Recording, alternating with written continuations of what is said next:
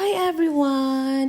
Ito na pala yung full video or full recipe ng aking shakoy or twisty donuts. First, mag-dissolve lang tayo ng yes sa 1/2 cup of warm milk. Then, nagdagdag tayo ng 1 tablespoon of white sugar. Hayaan lang natin siya ng mga ilang minutes. Then sa dry ingredients, 5 and 1/2 cup of all-purpose flour, 1/2 cup of white sugar. Then sa wheat ingredients, 1 and 3/4 cups of milk, 2 eggs, 4 tablespoon of olive oil. Pwede kayong gumamit ng butter. Then vanilla extract. Then, pwede na natin i-combine yung ating yeast mixture.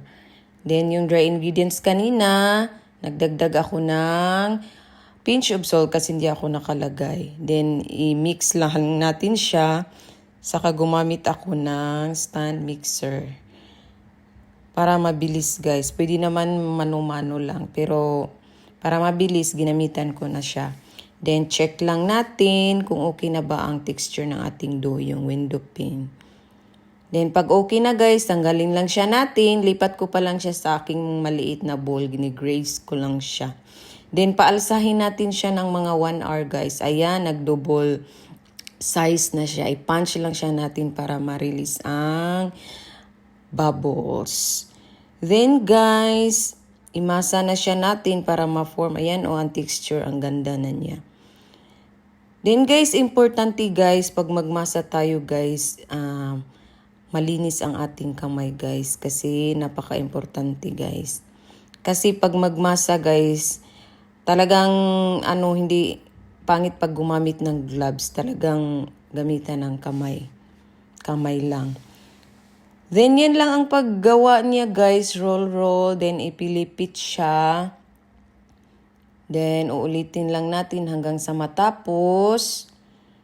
Matrabaho to, guys. Pero, yun talaga.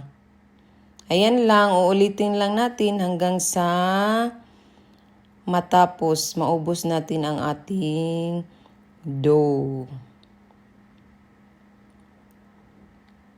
Then after that guys, pagtapos na, rest lang siya natin.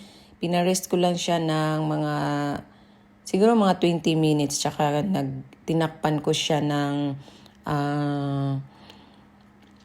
parchment paper. Pwede kang gumamit ng cloth. At tsaka yun na yan, nagtubo na siya guys. Nag-alsa na. Tsaka mag-fry na tayo. Gumamit lang ako ng oil. Tapos paglagay nyo ng donut or yung shakoy, i-stretch nyo lang siya guys. Kasi yung itong shakoy ko, hindi ako nag-measure, medyo malaki to. Tsaka yung apoy nito, mahina lang para maluto yung ilalim. Para maiwasan nating masunog.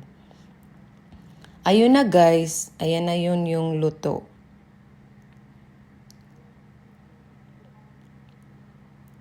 Basta guys, importante guys, malinis tayo guys kasi lalo na pang business. Importante yun kasi yung customer nagtitingin din sa atin kung malinis ba yung gawa natin.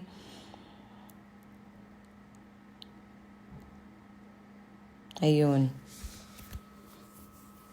Ayun na guys, tapos na. Then, gumamit lang ako ng sugar para i-coat ang ating shakoy. Kunti lang ang nilagay kong sugar guys kasi ayoko ng masyadong matamis. Pero pag pang business, damihan nyo na. Ipindi na yan sa inyo.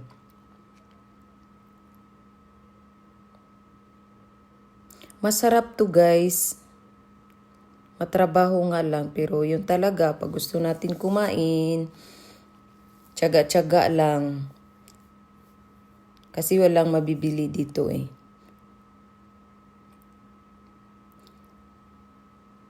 Tsaka yun na yan guys. Tapos na ako. Ito yung ating finished product. Thank you for watching.